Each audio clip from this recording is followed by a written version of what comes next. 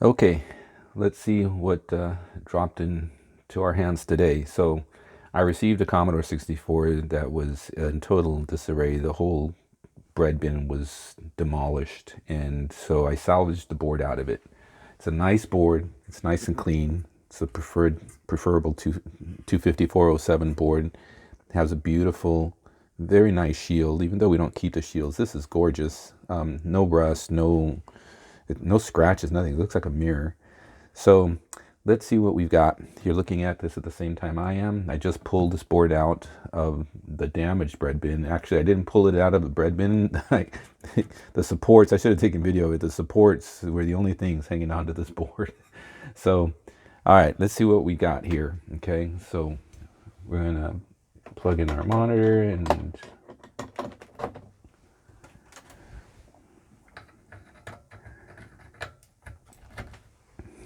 some power on here. Okay. So I'm also going to, I could use a voltmeter, and I will be using a voltmeter, but for now I'm going to use the LED to make sure that this thing is getting 5 volts, make sure it turns on. So let's turn this thing on, see what we've got. And I've got absolutely nothing, not even a signal out of this. I'm going to change my video setup one of these days soon, so I don't have to keep moving this tripod around to show you what's on the screen, I promise. Anyways, not even getting 5 volts out of this thing. So first thing I'm going to suspect is the switch. But let's take some voltage tests here and just make sure. I already know I'm not getting 5 volts, otherwise the LED would be turning on. So actually what I'm going to do is I'm going to suspect the switch right away. I'm going to turn this thing off. Unplug the power supply. And let me test the contacts here. So I have my voltmeter. It's okay if you can't see the meter reading. I'm putting it on continuity test. Okay. And touching the 2 leads, you can hear the beep. So first things first, I'm going to keep the switch off, which means I should have contacts between the middle and the rear lines here. So I do. And then on the back side, interesting, I don't. Okay, so already something wrong with the switch. So let's turn it on. Now I should have continuity between the front 2 on each side. Okay, and so I'm getting nothing on the front 2 leads there, and I am getting something on the front 2 leads here. So it looks like the switch is stuck on the front 2 leads on the top, and then on the rear 2 leads on the bottom. So the switch is obviously bad. Okay, so what are we going to do? I'm going to jumper the front leads, like as if the switch is turned on, and then I'm going to plug the power in. Okay, and then let's see what we've got. And just keep an eye on this LED. If we're getting 5 volts, you should see this LED here light up. Okay. Okay, so I'm going to jumper the 2 leads here on each, the top and the bottom, going towards the switch. So basically I'm forcing the switch to be in the on position by doing that.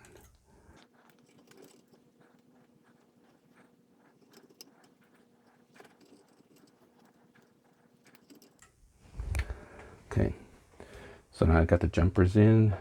When I plug the power supply in, it's going to be as if I just turned the switch on. So there we go. I'm getting 5 volts. I got the LED light, and lo and behold, the screen, it now gets a signal, but it's a black screen. Okay, so first things first, I'm going to shut this thing off. I'm going to do it at the power supply side. So black screen. So let's go ahead and first of all, let's take out our SID chip. Should have taken it out before we even threw voltage in on it, quite honestly.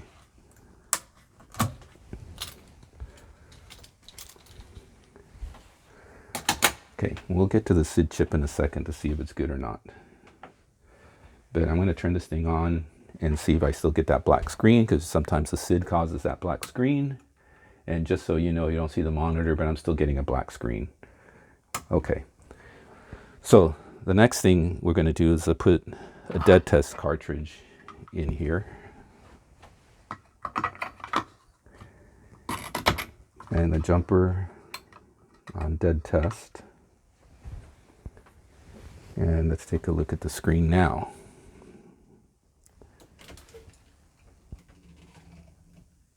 So I'm going to turn this thing on. I'm going to wait a couple of seconds. And I see nothing on the dead test. Okay, so screen is dead even before we hit the RAM, because otherwise the RAM would be blinking, give you a blinking screen. All right, so let's do a couple of other little things here. I'm going to take the dead test cartridge out, because normally I would think, okay, PLA or VIC, right? So far, let's go ahead and put the Kickman cartridge in here.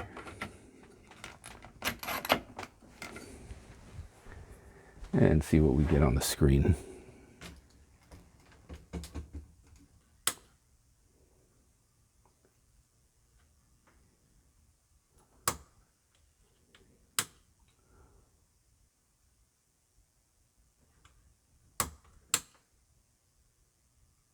Okay, so that's interesting. Turning the switch on and off a few times, I'm starting to get different color on the monitor. So right now I'm getting an orange color. Turning it off and turning it back on, and this is with the Kickman cartridge in. And I get a black screen. Turning it off and turning it back on again. Ooh, that's interesting. Now I'm getting that. Okay, so that tells me the VIC is probably fine, because I'm getting, you know, signal on the screen. I'm getting color and all that. So this is kind of pointing towards either, well, this is pointing towards PLA, because we have the Kickman cartridge in there. We could try the kernel ROM as well, but yeah, how do you like that? That really kind of gives us a little bit more of a hint, because the Kickman is giving us some color signal. So let's keep our sights on the PLA. Okay, so do we need to check the volts? I mean, you know what? I'll get screamed at if I don't check the volts by the purists, but obviously we don't really need to check the voltage. You're getting a screen, you're getting, the LED light is on, it's telling you that there's 5 volts. But here, for you folks that just want to be all that pure about it, let's put this on voltage here. Okay, so here's one side, the regulator 10 volts as it should be, and the other side 5 volts as it should be. So, okay, I hope you guys are happy. Oh, here's the other regulator.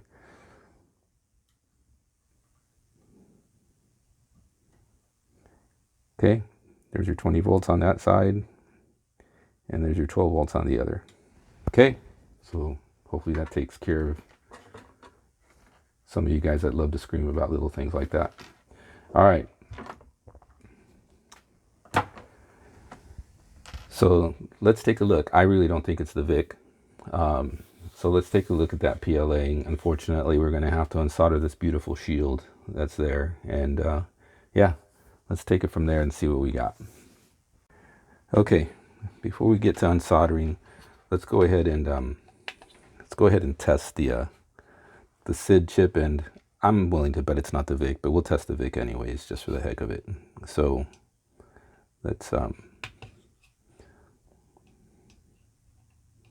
just check the SID here real quick.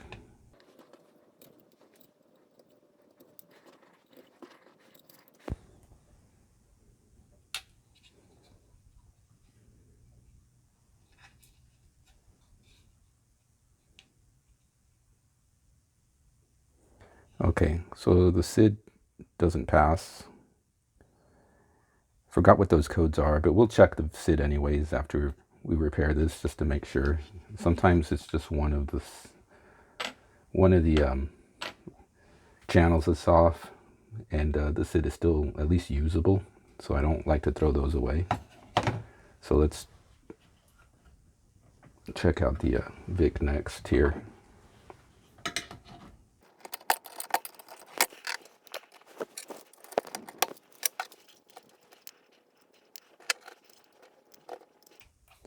Okay, what do you think? I don't think it's the VIC. So here's your chance to test yourself. What do you think? 50-50. Here we go.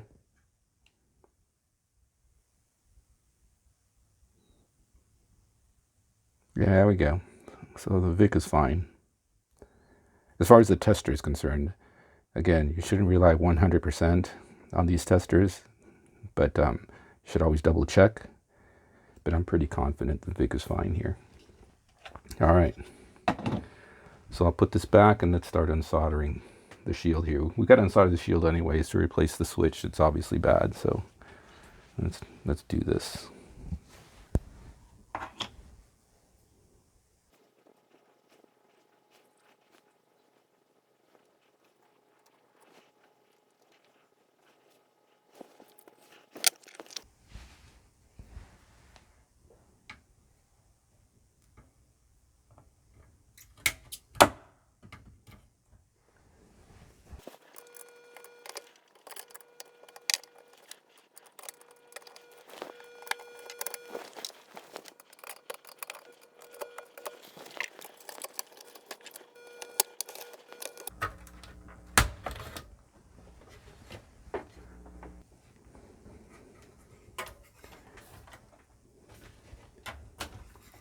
Okay, I sped this up just a little bit just to not bore you, but you can see how easy it is to unsolder the shield. I know there are some out there that go and take a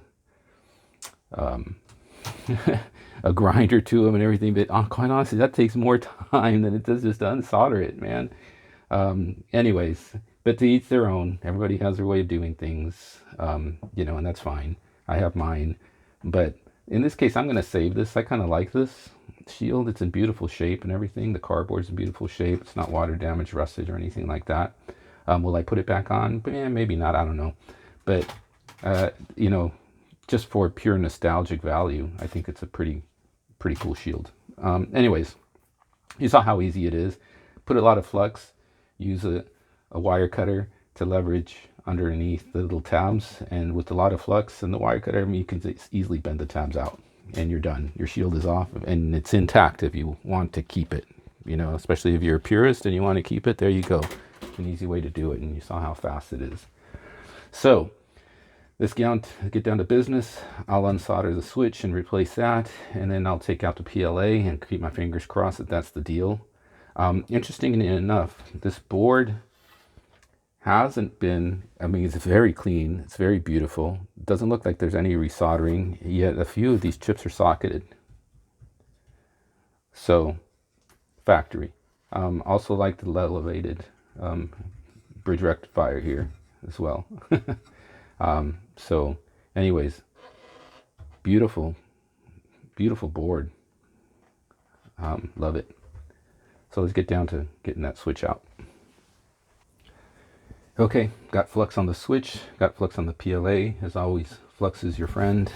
When you're using your soldering gun, desoldering gun, solder pump, whatever it is, make sure that it's clean.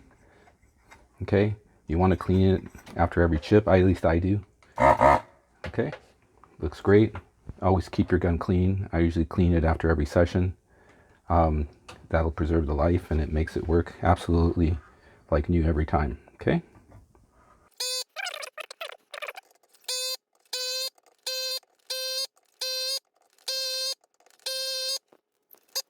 Okay, you can see how nice it desoldered the switch. This should just pull just right out. We might have to tweak it just a little bit, but look at that. The switch comes right out, just slides right out. That is the result of a really good soldering gun and keeping it clean and keeping that pump action. All right, so there's the switch we're going to replace. Now let's go after the PLA here next.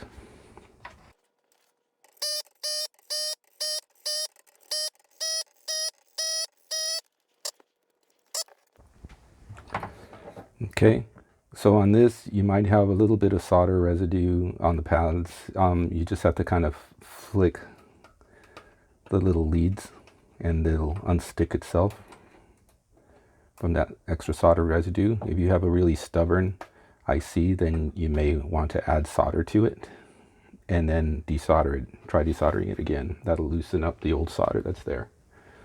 Okay, so this should just pop right out.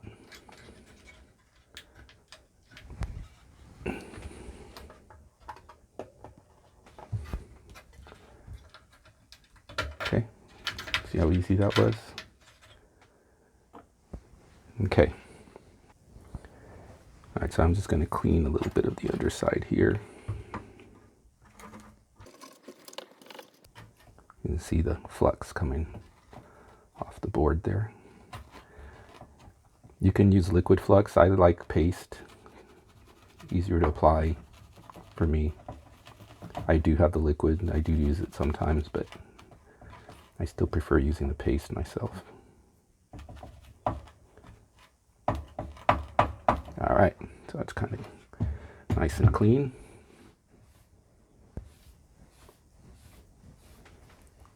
Let's test this PLA now, shall we?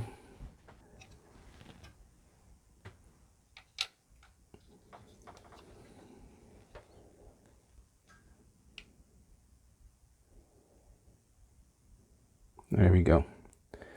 PLA failure. Okay, let me just slide this around just in case. Make sure all the pins were intact. All right. So let me solder a socket, put a new PLA in here, and put a new switch in, and see where that takes us next. Okay, got a new switch.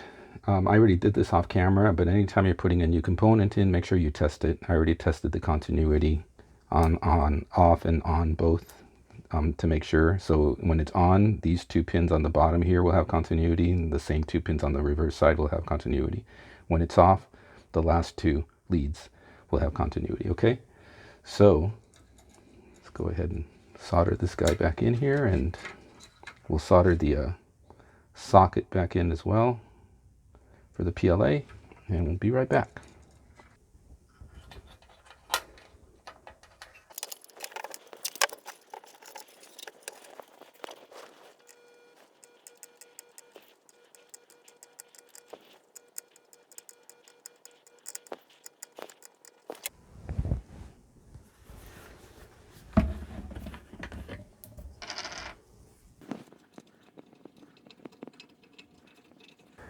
Okay, so let's test the PLA we're going to be substituting in, make sure that's okay.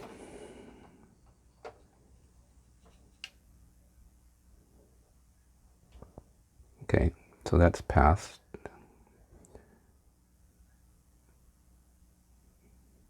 Okay, so we got a good PLA, and we got a good switch.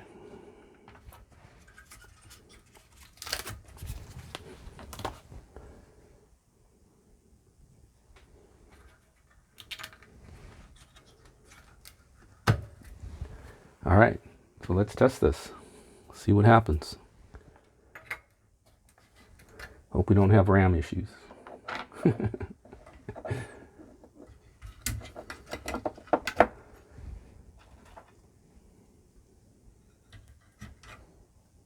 Okay, there's my LED.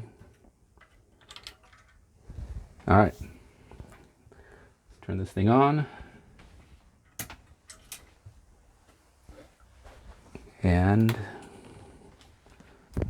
look at that. Boom.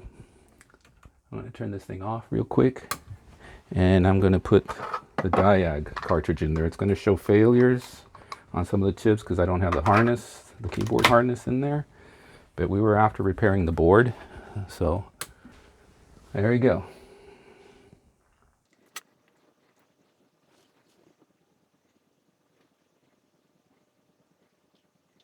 All right, so the SID's not going to work. We don't have a SID in there, but I'm going to put the SID chip that we took out that shows bad to show. Let's find out just how bad it really is. I'm going to shut this off. I'm going to put that SID back in, And hopefully we don't need to put in an ARM SID.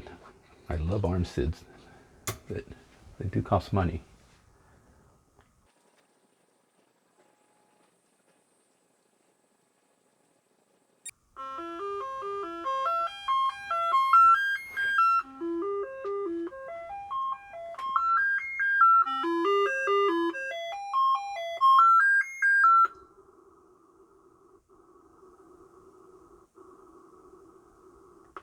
Okay, so you heard it yourself.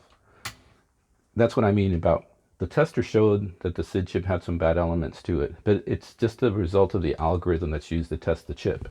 And for all intents and purposes, I'll make a note of it that this chip, you know, it had some issues with the tester, but to the naked ear, you heard it, all three channels work, and it sounds fine. You know, maybe if you put a specific game on there where your trained ear is targeted towards certain wavelengths or waveforms, I should say, that might be a little bit different. But for all intents and purposes, spending $35 on an ARM SID to replace a chip that works pretty well as it is, that's a cost savings. So we'll just make a note of it. That the chip might have some issues, but otherwise works. And I think that will basically wrap this up. We'll keep this short. So to summarize, these videos are all about symptoms and fixes. And you saw the symptom, black screen due to a switch that we replaced. And then you saw some weird color elements that came up due to a bad PLA. And we replaced and socketed, or we socketed and replaced the PLA. So now we got it working. You saw the diag test. I'm not going to bother with the keyboard. It really isn't the scope of these videos. It's mainly fixing the boards. So anyways, like I always say, enjoy life. Hope you got something out of this. Hope it's something more for your repertoire, your library of your symptoms and fixes. And yeah, enjoy life. Live for today. Life is short. Enjoy it. Peace out.